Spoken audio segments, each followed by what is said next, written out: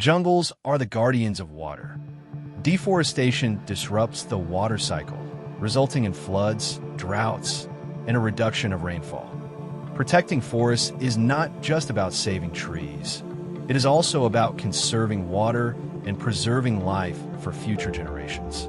In this episode, we will link deforestation with water wastage and explore the relationship between both the issues. So, could you kindly share your motivation or inspiration for being an environmental enthusiast? Yeah, Yeah. um, actually, I am in Visakhapatnam, and the community, the society where I am staying, it has come into being like it was constructed some 205, around some 15, 16 years back. Before that, this area where we are living now was actually a thick forest. It was a thick forest. It was adjacent to Visakhapatnam. It was well in the middle of the Visakhapatnam city, but it was a thick forest. So I have seen this complete thick forest getting removed, and this construction of the building have started, and now we are living here.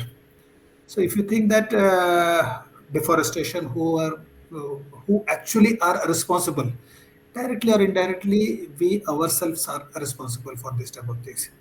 So, as you told, I am an environment enthusiast. I am not an environmentalist. Like, an enthusiast means what I found that whenever such a society is coming up, we ourselves are removing the plants and trees in that area.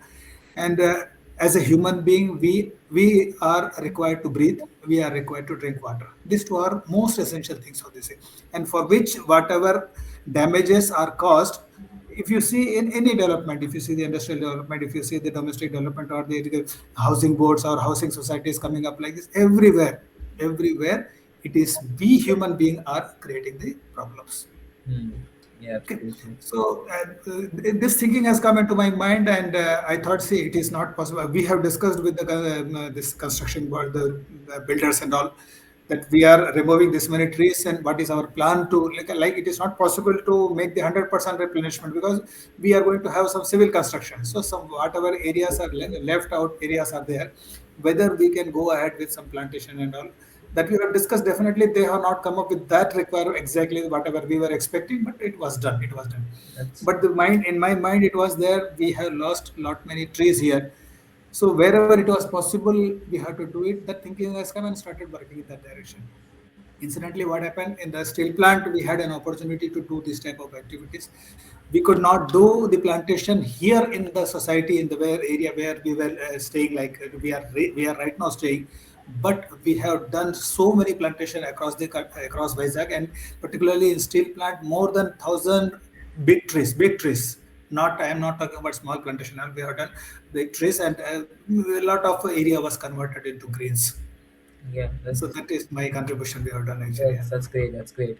So we understand that you really love planting trees and you're really an enthusiastic for the environment. So my second question is just like you said, can you just emphasize on the few projects you have done for basically aiding the environment? So as I told, in the steel plant only, because I was having authority to carry out such type of activities. So we have done a lot of plantation in the area, and we want that one of the major problem in the steel plant is a lot of pollution will be there. Pollution cannot be continuously cleaned by us. And we cannot continue. Suppose if we go for some plantation and all, area can be certain areas can be located for greens.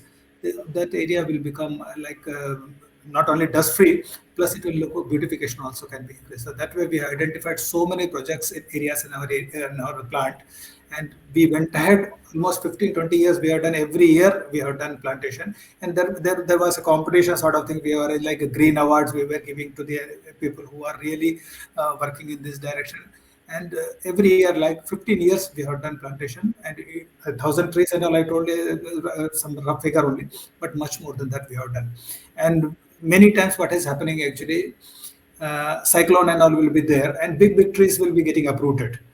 So we have restored and means the tree which got completely uprooted and it was not standing vertical. We have removed it from the position. We have excavated fresh, and again replanted it.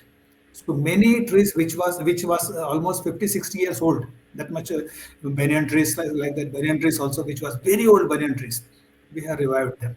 So that also we have done, That's which was there in our which means within our limits. What we can do, that we have done for the yeah, environment. it's great. So as an author, you wrote a book on road safety, promoting safe driving habits to reduce accidents in India. So your initiative raises awareness about discipline and safe driving habits, which reduces the pressure for repeated road expansions and repairs due to the accidents. So can you share your thoughts on this and how raising awareness about this topic links with the reduction of deforestation?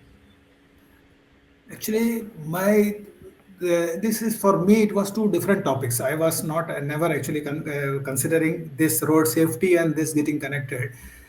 My thinking about the road safety was that I found that we are repeating some recurring, some 55 problems, 55 mistakes only are there, which we are simply repeating on the roads. So with that intention, I started venturing into that road safety. And when I went into detail, because nowadays every accidents are available in the YouTube.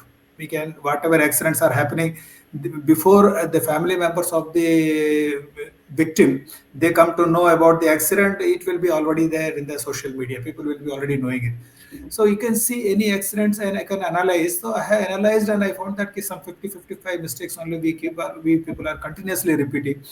I have consolidated them into the book form. I have made books. Then I found that only by because initially I started with English. Then I found that English will not be enough. Then I went on translating that book. I have translated into English, Hindi, Tamil, Marathi. I am continuously translating it and working on that direction. But if you see the road and expansion of the road, definitely it is necessary that we have to, when we go for construction of the roads and all, certain trees will definitely be moving away actually from that path. But we always have we always have an opportunity to replant them. We have got those who are breathing or those who are drinking, they should think one thing that whatever amount of what oxygen I am consuming, whatever amount of water I am consuming, if suppose I am able to replenish for my family my own requirement, that much itself will be enough. Everybody should have a plant of his own, which is giving the sufficient oxygen for whatever he is consuming throughout his life.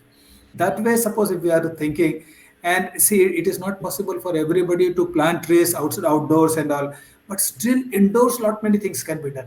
We can make our own small gardens wherever it is possible. If things are permitting, if your society is permitting to plant wherever it is possible, at least inside your house. So, so many indoor plants, so many indoor trees are there, which will take care of the needs of the your oxygen requirement and all future. And we can survive only if plant water is there and if a good quality of air is there because of the plantation.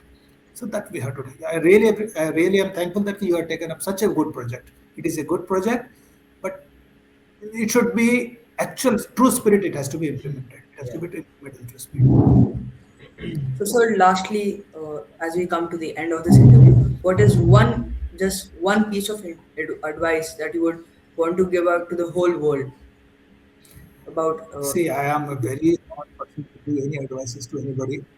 It is up to us. What I am doing, we have to consider environment as our top priority. Then whatever things you are getting, you can suppose you are losing your money, you can get back the money, you can earn again. But environment, if suppose it is going, the total society will be collapsing, everything will be it will be irreversible damage what we are going to have. So we should think seriously about plantation. If we are thinking that everywhere, any city you see, you will see everywhere concrete structures are coming up. Greenery is depleting very rapidly.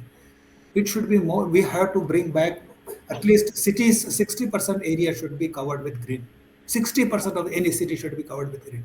If it is not possible for everybody to, all the indoors, everybody is having house, everybody is having water in there. All indoor people should at least go for plantation inside wherever it is possible. Small gamla. We have to start this thing, and water. Not a single drop water should be continuously wasted. we are consuming while teeth, brushing our teeth, while shaving our this thing. Everywhere there is an opportunity to save water. We can save a lot of water, because whatever water consumption people are there in this country, in the world, where people are totally getting 10 to 7 to 10 liter of water for a day. Whereas in our country, we are using 7 to 10 liters, much more than 7 to 10 liters just for brushing our teeth.